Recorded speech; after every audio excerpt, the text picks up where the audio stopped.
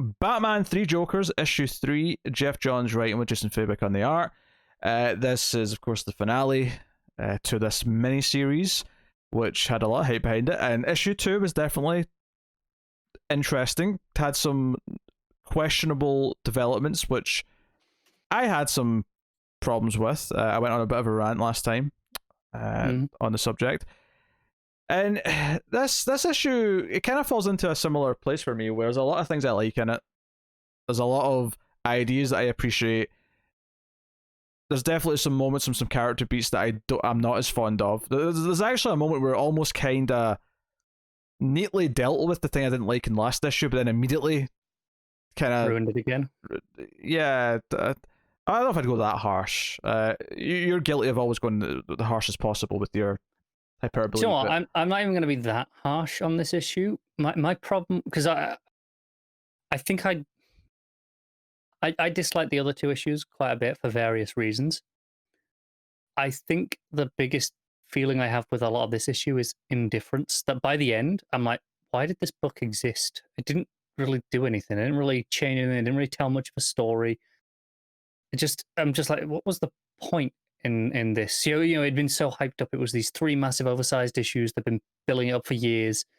And I'm like, is that it? It's kind of like, okay. That's a weird conversation to have, because it wasn't intended to be built for years. That's like circumstances just lending to, like, by the time it comes out, because I highly doubt that at any point Johns was like, oh, let's hype this up for 3 or 4 years. Okay. So by the time it comes out, there's so much like weight and hype behind it that it can't possibly live up to anything that we've all built up in our minds. Right, okay. I will give you that the amount of time was not their fault, but the idea that this was set up as, the 3 Jokers thing, you know, at the end of the New 52, that's how long it's been since they set up that idea. Even, okay, we're doing Doomsday Clock, and this was coming out soon after. Let's say this was delayed by a couple of years from when they had it in their minds. It was, you know, in the works a while.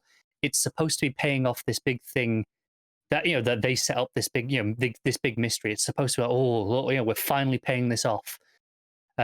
It's presenting the prestige format with, you know, these 3 big oversized issues that are relatively expensive.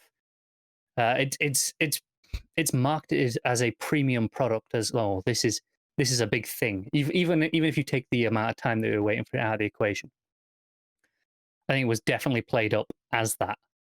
And I don't think the story really is. I don't think the story's really anything. I think that's super subjective, though. I mean, that's. I mean, but you know, it's played up as this premium thing. I mean, from an art perspective, it's totally premium. From a page count perspective, it's totally premium. Ultimately, what you're arguing here is that you don't think the story lives up to the prestige that it's been presented with. And I don't think fundamentally there is that much of a story here. Yeah, it's not about, you know, like, you know, I thought it was, you know, badly told, or, you know, I just fundamentally do not feel there is much of a story, and that is for me, it's quite a problem. Yeah, I don't know. Like, that's not an issue I have with this. I have issues, but I think that's fairly subjective. And again, it feels like. I mean, it is, of course, it's subjective, but I mean, so are all reviews are. Well, no, but there's things that aren't subjective. But you said a lot of things in the last 30 seconds about this, you know, being hyped as this thing, and then it isn't actually that big a deal. Which, I mean, you can have that opinion. There's nothing wrong with saying you don't think it lives up to what it's presented as.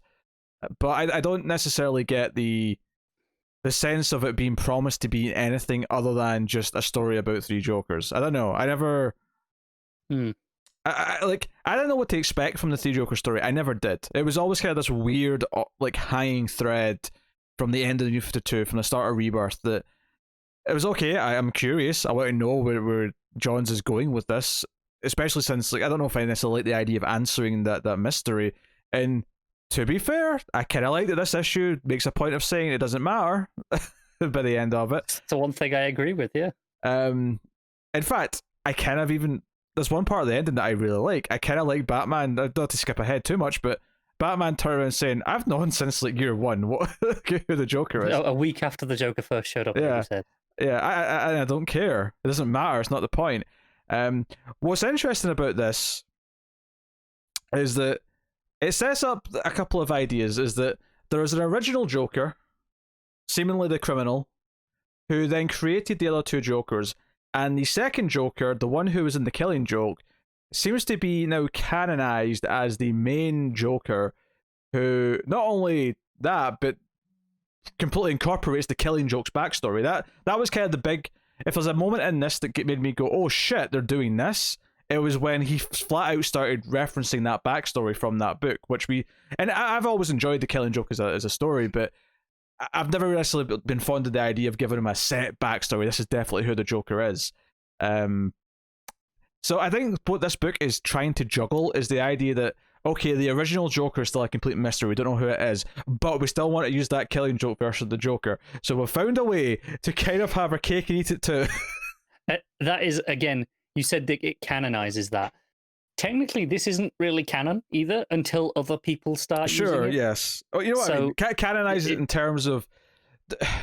It's modernizing the potential for it to be canon. It's canon in the sense that it's canon in this story, and this story is a version of canon that exists post the end of the New 52.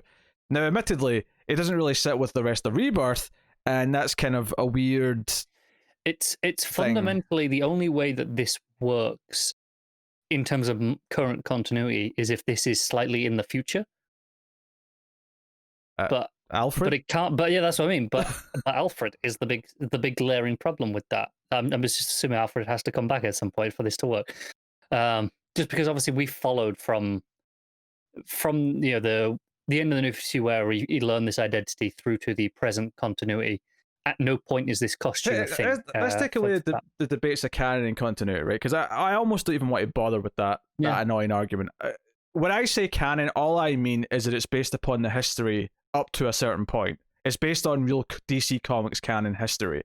Whereas most like standalone series or graphic novels or whatever, they're just created in their own little bubble where the history of what we think of the classic DCU isn't there. This still clearly has the history of the DCU, of post-crisis, whatever, up until this point. Up until here and things. So it's canon in the sense that it's building upon the canon of DCU, even though the actual main continuity has diverted and went other ways since where this is set. It does almost feel like the inception of this idea was immediately at the start of Rebirth, that John's kind of started putting this down, and this was exactly where it would go next after the end of the New 52. Yeah, I mean, honestly, you could probably throw it in and say that it comes right after. It's set early Rebirth, even though the suit's a bit different and stuff. The all small details like that. You could go with that, I suppose, because it also solidifies which one ended up being the Snyder Capullo Joker later. I can't remember which one it was off the top of my head, but it shows you later on one of them with those scenes. So it does, yeah. But to get into it, establishes that there's maybe they've tried to make more Jokers over all these years. Yeah, we see like I think up to 30. We see there might be more on the table, but that's the highest number I see. Actually, I can see 38, 39 on the wider shot. Yeah. So, and they're kind of debating about what to do. Jason and Bruce are kind of at each other's throats. Babs is trying to intervene, sticking up for Bruce. Jason doesn't like that. This page, next page here, it's the it's the Killing Joke one that's becomes the Snyder one. Yeah. So yeah, again, so it reestablishes the idea that the Killing Joke one's the one that we've really been dealing with for the most part of the last 20, 30 years. Yes, obviously outside of Jason being beaten to death, outside of that, kind of after that period, it seems we switched to the Killing Joke one, right? Yeah, it seems to be the case. And I like the first half of this is kind of whatever. Like obviously the art's very good. It does look gorgeous. Batman, upon hearing that Joe Chill's been kidnapped, which we kind of knew about from the end of the last issue, Batman goes to his cell and finds letters to Bruce Wayne, and we find out that Chill was writing letters to Bruce trying to apologize for what he'd done. Batman kind of shrugs it off as like, oh, it's a sick man who wants to repent, but the warden says no, he's been doing that for years. That was like before he ever got sick. I think it was the was the doctor. The doctor. Yeah, it was someone. It wasn't the warden. I mean, it doesn't really matter. Yeah, I suppose not. Um, Babs and Jason have an awkward moment outside where he tries to have a heart to heart, kind of, and she basically says that, you know, you've put us in a difficult place because we can't really turn you in because of how you're connected to us, so we kind of have to just let it go that you killed the Joker. But if you kill another one, I might not care. Like, I might just, you know, accept the fact that I'm going to have to unmask to put you away. Because that was one of Jason's big thing in the opening couple of scenes, is that he was kind of arguing to, like, what are you going to do, Bruce? You're going to lock me up down here because you can't turn me into the justice system? Because if I go in there, then all of a sudden everything we've ever done gets called into question. But you know, I love the sequence, which is all art, it's all silent. It's just the three of them going into the theater, and it's actually really funny based on which the arc we just had in Batman. How much of this is, you know, going back to the theater and the Jokers and trying to make more Jokers. It's just, there's a lot of interesting parallels between those stories. Yeah, that is a weird, not even synergy, but weird coincidence, right? Yeah. There's no way that was planned. Especially since John's, you know, probably at least outlined what this story was, if not wrote it years ago. Yeah. So they all go in separate entrances, and Joker reveals he's got Joe Chill, and wants to make him the new Joker. Wants to make him the newest Joker. The idea he'll be the most personal Joker because of who he is. And you've got the criminal dangling him over the vat of the toxic waste and whatever, the chemicals.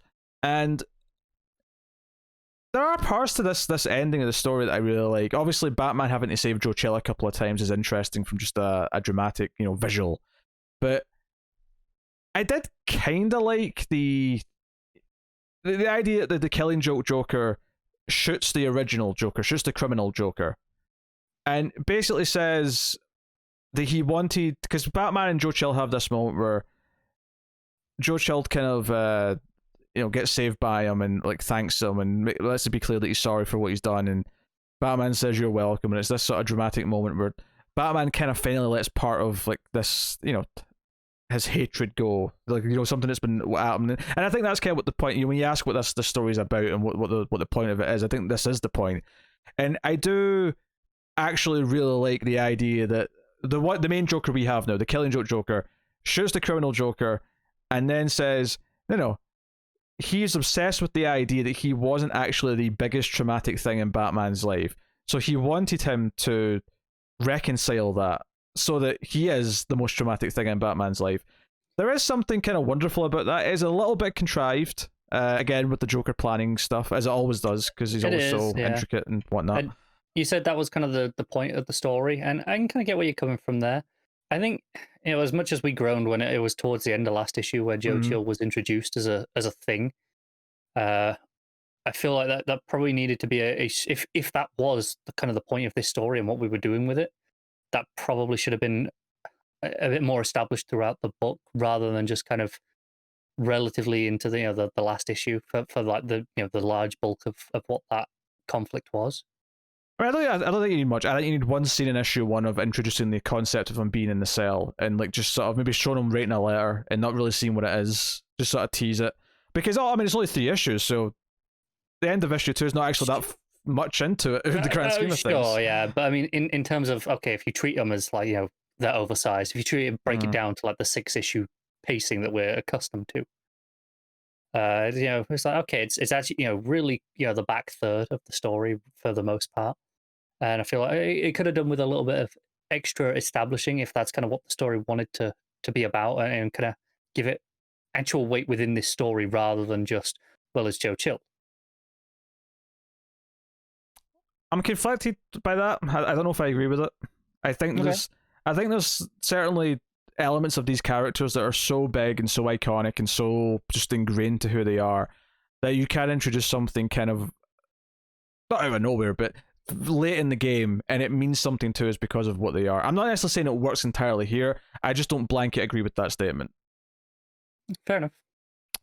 So there's a whole thing. After this is all over, there's a moment where Babs basically tells Jason to piss off, and I was kind of like, oh, good Johns, yes, that's just, I like this. But then immediately it has this really weird out of character moment with her father. I didn't get at all. where she's like, what I do with someone is my business or none of your business, Dad. And I couldn't tell A, if he even hears her say Dad, B, if he already knows that it's Barbara, or C, if this is like a shock moment where he learns. I'm the same. This moment confused me because we had this debate last issue, or maybe it was even the first issue, as to whether or not Jim knew. Yes. There was a moment where she rode away on the bike, and we weren't sure how it was supposed to play.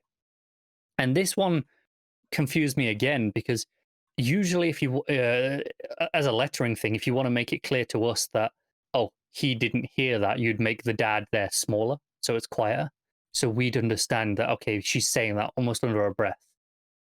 The fact that there's no reaction shot of him afterwards tells me that this can't be the reveal to him that he knows that he didn't know before, because it doesn't show us his reaction afterwards, which that would be a weird choice to not do, I think. Which means he knew all the time anyway, and she's just making a snarky comment, which has less weight to it than either of the other two options. What's so weird is the dialogue right before it as well confuses me even more, because he comes up and he asks if she's okay, and she says, "I'm fine, Commissioner." Now, if he does know who she is, and that's like just common, like they have this relationship now where he knows. It's her calling him Commissioner could come off as cold in and of itself, which isn't necessarily a bad thing. It kind of like gets a point across. But then the way he says, you have my support just as much as Batman, which I think leans more towards him not knowing.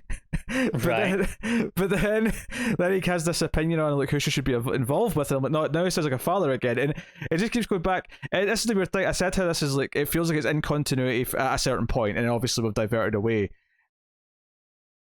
Jim didn't know she was Batgirl in continuity at any point that I've known, in recent years. So this feels like such a weird thing. I don't know if he knows or not. And either way, it doesn't quite work. Right. Well, as I said, like I could almost see it like if you again, this is something I don't know if it's in the art of the lettering perhaps that would need to indicate this is being said in a different inflection for the dad.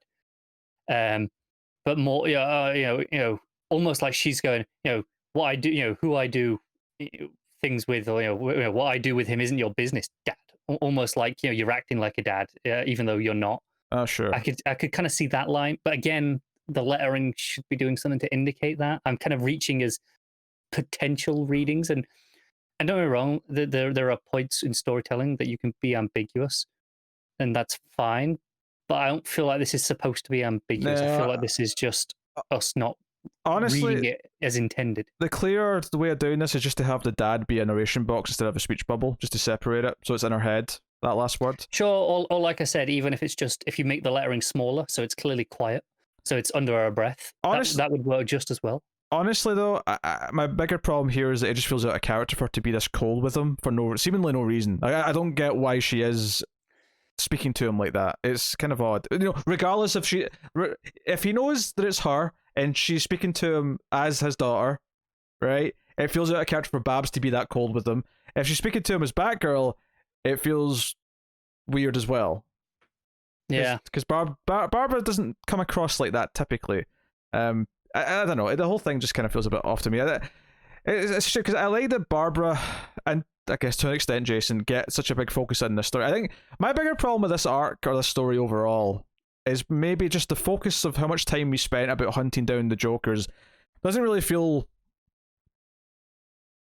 like it was what the story should have been focusing on. Because when it gets to this point at the end, when Batman's in the truck with this the last surviving Joker, and he's talking about the others, and he's like, I was going to do this and that. I considered Barbara, but she's too sweet or too much heart. Jason's too much of a brat. Blah blah blah. So I picked Joe Chill, and sort of explains what his motivation is. Now it's me. Now I'm the greatest pain you ever have. It's not him anymore.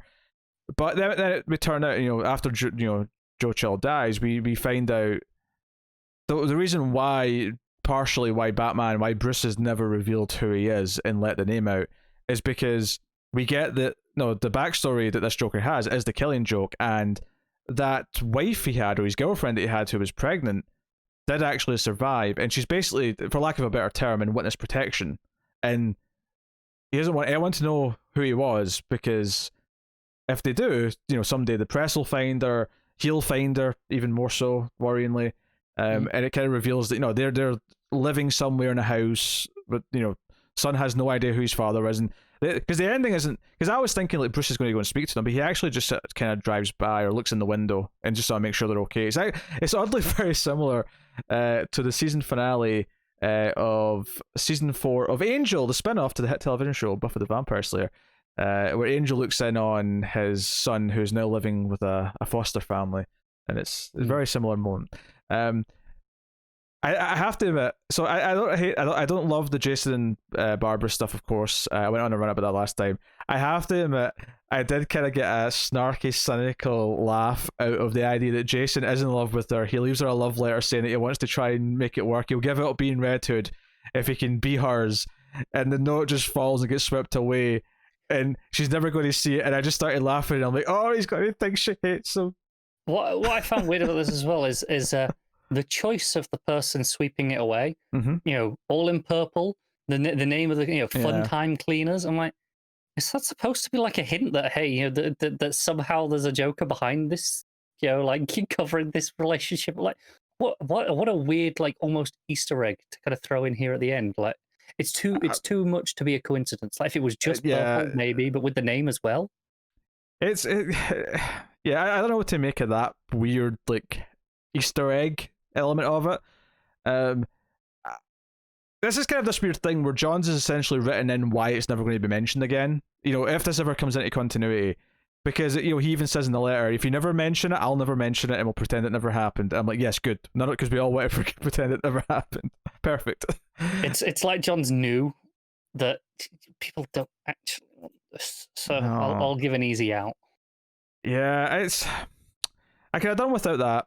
I really, if you told me this story's going to be about Batman forgiving Joe Chill because Joe Chill wants forgiveness, Joe Chill feels remorse, and I actually kind of like Joe Chill talking about how he hated the Waynes and just saw them as these rich assholes and was jealous of what they had. Like, I was okay with that line of thinking. It maybe wasn't the best written ever, but the idea that, okay, yeah, tie this into sort of like a political class thing, tie it into a class sort of, not warfare, but tie it into that idea, like do some social commentary with it, and have Batman essentially in some small way kind of forgive him. I don't know.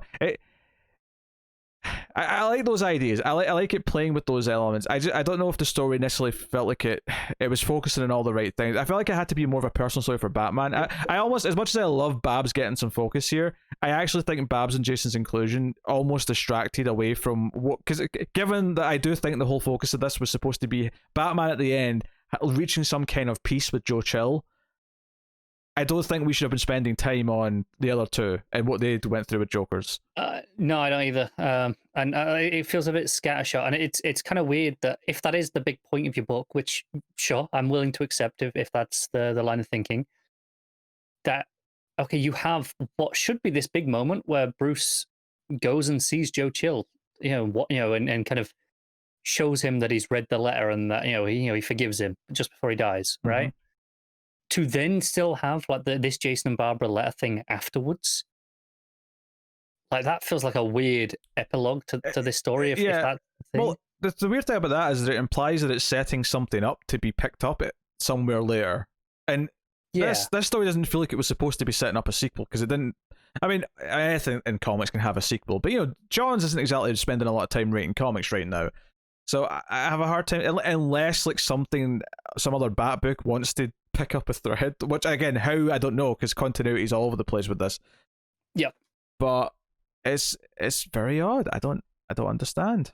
But I did like the scene where Bruce goes to him and holds his hand. There was kind of a nice beat there. I did as well. As I probably dislike this issue the least out of the three. It has the least amount of things that aggravate me, and there are things that I do like, like this point with Joe Chill. I do like this idea, and I do like that scene, and I think actually that's a scene that should have had more time to play out. I like it how it is, don't get me wrong, but that maybe should have been the final moment of the issue. Is that scene with Joe Chill?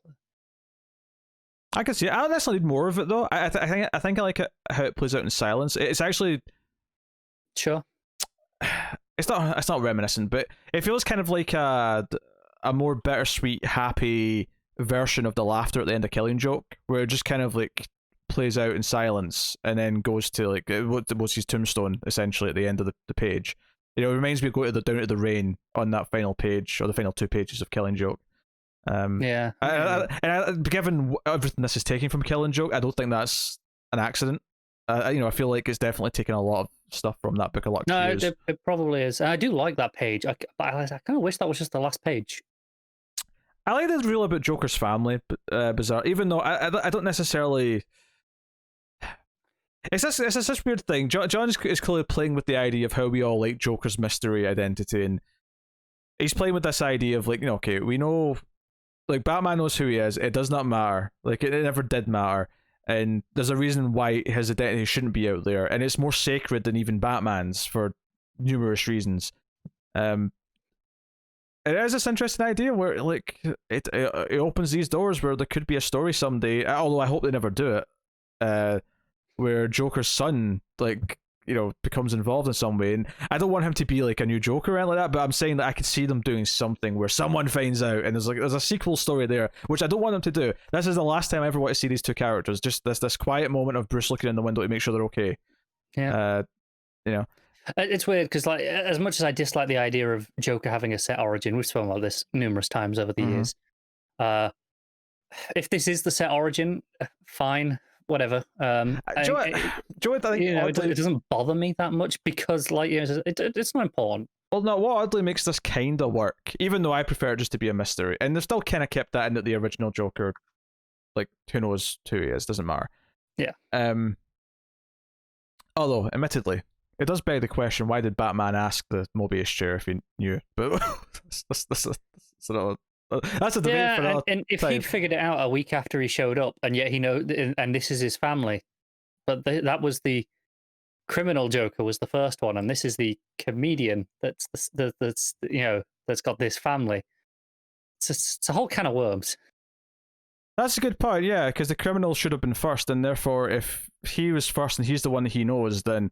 But it's not. That's not the one he knows. The one he knows is the one who's got the family. It's this Killing Joke means, Joker.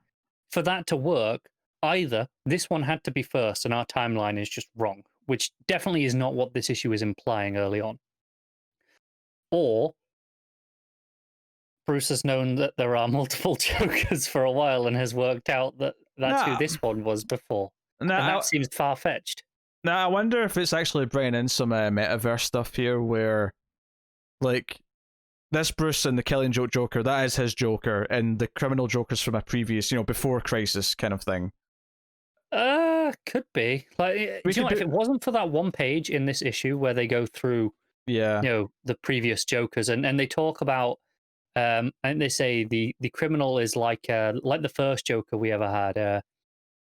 He was from our early days. And stuff like that, and I'm like, it sounds like you're taking this seriously, like it's continuity, as much as this is not metaverse, is what I meant by that. To answer my own question, I would accept the idea that Batman asked that question as like a test, but his reaction, the surprise of shock, if I recall, the shock of it being 3 would suggest that he doesn't know there was 3. So the one he knew. So it doesn't really make a whole lot of sense if the one who showed up first is not the one he actually knows. If he found out a week after he showed up. Yeah. Unless like they both appeared like back to back, that Joker was there like a day later after the other one. I mean, sure. He didn't know there was 2 of them. They figured out one of them. Yeah, it's a whole can of worms that I regret opening already. I really like a lot of the ideas in this final issue, and I think a story about Bruce letting go. In fact, what I was going to say actually about the solidifying at least what the current Joker's backstory is in this way. I think bizarrely, because the Killing Joke is now so old, it's over 30 years old. It's older than I am. It came out like 2 years before I was born. I think it's so old, and so many of anyone who's into Batman has been reading Batman comics for any. It's typically one of the first handful of books you read as a Batman fan in trade. Even if for whatever reason you've never read it, the story, at least the important beats, right? So I think because of that, it's revered enough and it's old enough now that saying this really old, very highly regarded book is what we're going to be using as the de facto origin, at least for now, it's a lot easier to swallow, and it feels like, okay, at least you're calling back to some like proper DC history. Not just making up a whole new origin and going, this is the origin. I'm with you. So it feels a little bit less, because, you know, when those first panels showed up where he was clearly like, because, you know, Alfred's asking the questions of who is he then, and we see this panel of, like, you know, husband, failed comedian, like, you know, talking to his wife and yelling about dinner or whatever, or his gigs. I was like, oh, they're straight up this is straight up the Killing Joke backstory. I'm like, oh, they're actually referencing those panels, those scenes, and I kind of did get a little, maybe not excited, but I had that feeling of recognition where I went, oh. I think it's partially because for so many years, if you didn't know an origin, that was always just okay. That it falls back to that's the origin unless unless you tell us otherwise. For a lot of people, I think. So just kind of confirming it here doesn't feel like a shock. It doesn't feel like this big shock value thing of, oh, it was this all along. I was like, yeah, we've kind of known it was this all along for 30 odd years. I mean, given Jason and Bab's stuff, like, I'm happy for this just to be like an out of continuity kind of what if, or we can tie it into the metaverse and things changing, whatever. What's weird about it though is that I feel like a lot of this does kind of still apply into like modern DC, because, you know, the idea that the Killing Joke Joker being the Joker and being the one from Snyder's run, that does feel like it lines up with who Joker's been recently. It doesn't, you know, it's this thing, same with Doomsday Clock, where there's some details that are obviously different, like Alfred's still been alive, but then there's all these other things that do feel like fit the feeling of where we are, more or less. Yeah. No, that's true. So, continuity, timey-wimey nonsense. I don't know. It'll probably, I can see it being treated the same way as Killing Joke, in the sense that technically it's still not actually continuity. Just things have been pulled so heavily from it and referenced over the years that it's kind of been dragged into it, but not all of it is necessarily continuity, just the bits that they want. Yeah, Jason and Babs I can see and hope also never gets brought up again. However, I can totally see someone picking up on this ending reveal. Like, someone bringing up this family somewhere to be protected. Like, I can totally see a writer putting that into a run. Yeah, I can see this Joe Chill elements kind of being worked in as well. Yeah, not even like not redone, just kind of referenced as a thing that you know Bruce went through at some point. Yeah, I can see him yelling with like a villain who's trying to argue about his pain, and sort of Batman actually sort of yelling, "No, I did like confront my demon. I did forgive him." You know, something like that. However you want to do it, I can see it kind of being referenced in that sort of way, and acknowledge that the current continuity version of Bruce has had some equivalent of this moment. It's kind of how I feel about, you know, a lot of the stuff after Rebirth, when, okay, so a lot of the pre-Flashpoint stuff did happen, but on this weird timeline still, and it's like, oh, you know, the core beats happened, but maybe not exactly as we saw them. Like Death of Superman's probably a good one, where, yeah, a lot of that happened. Well, a certain character was missing, but okay. right, but yeah, it happened in vaguely how you remember, but maybe not exactly how it was before. I can kind of see them doing a similar thing of taking the Joe Chill from the Super. Yeah, that moment of peace, you know, and reconciliation happened, but not necessarily in this exact format. I'm okay with that. And it's this thing where Batman, no matter what, because he saves him a couple of times. You know, he catches him when he's falling. He pulls him out of the way when the building gets smashed. Yeah. Like, these moments, it's kind of this re-solidifying of Batman as this hero. Like, no matter what, he was going to save him, because he doesn't deserve to just die randomly this. Even if Joe Chill hadn't repented and spent years kind of feeling bad about this, I'm sure he still would have saved him. And arguably, that would have been an even stronger story beat. That despite everything that Joe Chill caused him, and that he doesn't care that he did that and repented, that Batman still felt obligated to save him. Honestly, I kind of like the repent side of it, though. I do as well, which is why I'm not actually. I say could have been a strong thing. I think that the reason why I like it is because so many of Batman's villains are kind of never-endingly evil, right? We have Joker, we have ones who can maybe come back from the dark side. We have like Two-Face, who can maybe become more like Harvey Dent and sort of cure over time, or we have other characters who have kind of become more anti-heroes or whatever. But a lot of these villains are proper, full-on, like tragic. They're never going to be like redeemed or anything like that. And I think there's something kind of sweet about the thing that started all this. The random gunman in the alleyway, who is maybe Well, one of the things I always love to bring up about Buffy, and I'm not just doing this for the sake of bringing it up, but I feel like you are. no, but I always talk about how that always treated it always treated real world things with that sort of sense of respect. You know, they'd have monsters and vampires and demons, but if someone get killed by a gun or an illness, it was treated as if it was no, there's no coming back from that. And I think I kind of like the idea of the realistic just guy in an alley who shot his parents, who was just a real crime before everything got crazy, before Batman escalated everything by becoming a bat, and then all the villains started being all crazy, wacky, and whatever. I think I kind of like the idea of this, you know, this poor down in his luck guy who turned to a life of crime, who had done so for so many different reasons. The idea that Batman saving the city and trying to make Gotham a better place isn't just about saving innocent people. It's about saving innocent people from becoming like Joe Chill. It's not just about saving them from the end of the gunpoint. It's also from saving them from ever having to hold a gun in the first place.